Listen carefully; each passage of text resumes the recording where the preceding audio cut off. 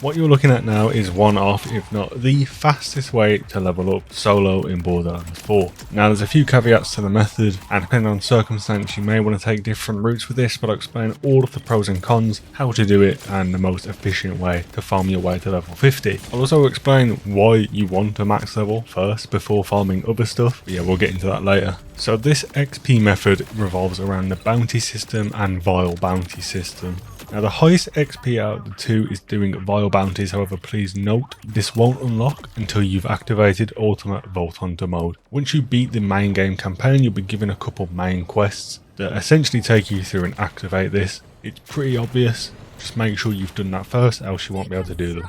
So the reason we're doing bounties is because they are incredibly quick to finish and offer a large burst of experience points once you take down the target. Then also extremely easy to reset them, allowing you to farm them on a loop. Now of course, as I mentioned, there is a difference between regular bounties and vile bounties.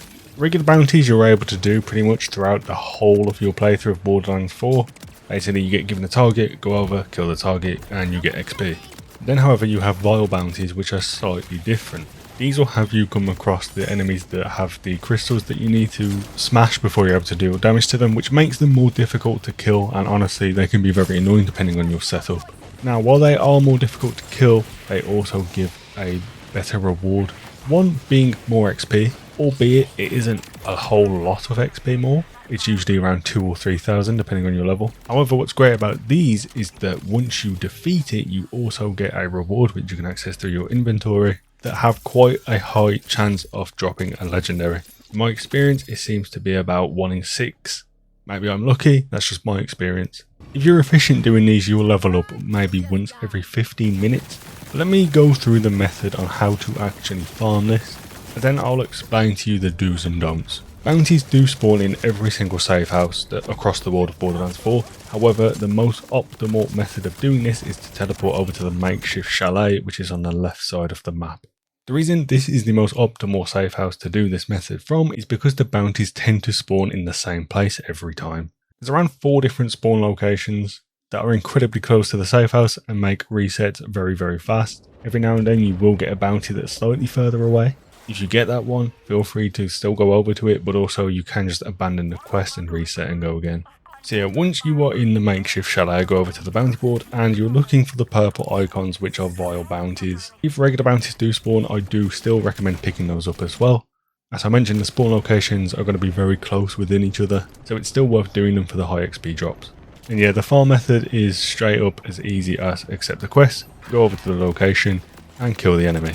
If you want to be as efficient as possible, kill the enemy, instantly teleport back to the chalet, save, quit, load in, and pick up your next quest. It can get a bit boring, a bit repetitive, so if you would prefer to take out the surrounding enemies as well, just to keep things, varying and interesting, you can do that, just know it's not as efficient.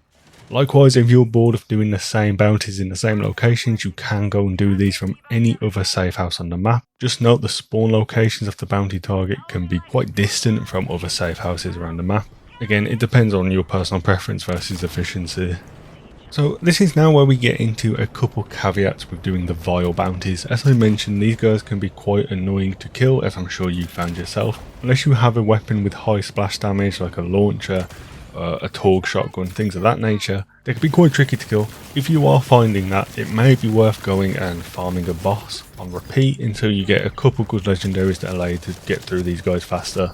Because the reality is, while they are more difficult to kill, I do recommend doing it. Naturally, the more you do this method and level up, your guns are going to start feeling weaker and weaker as the enemies gain more power with the level increasing. But that's the advantage of doing vile bounties. Because of the legendary reward drop potential you get for doing them, your build is naturally going to find itself scaling alongside the increase in difficulty during the farm.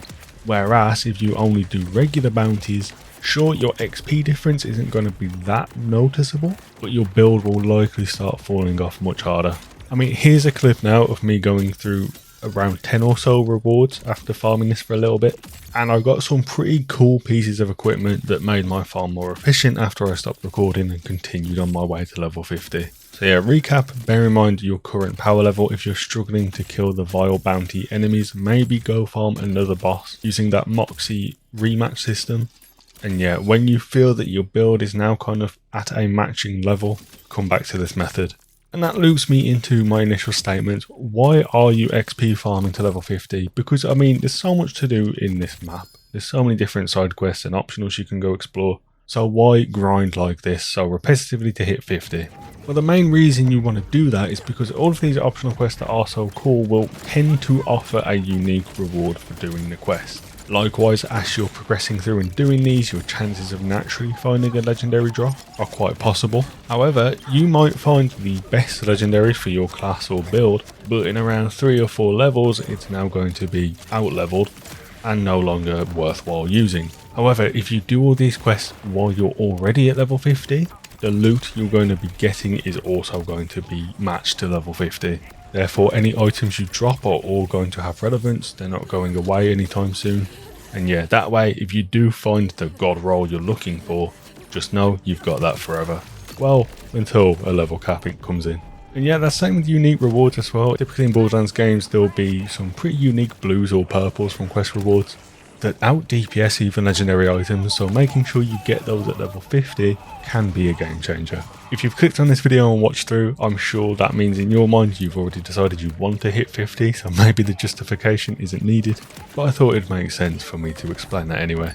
I hope you enjoyed watching. Make sure to let me know in the comment section down below how you're finding the method. It's important to note as well, this is based on the current version of Borderlands 4. If a patch does come in to completely nerf and prevent you from doing this, I'll put a pinned comment down below. But yeah, take advantage while you can. Thanks for watching.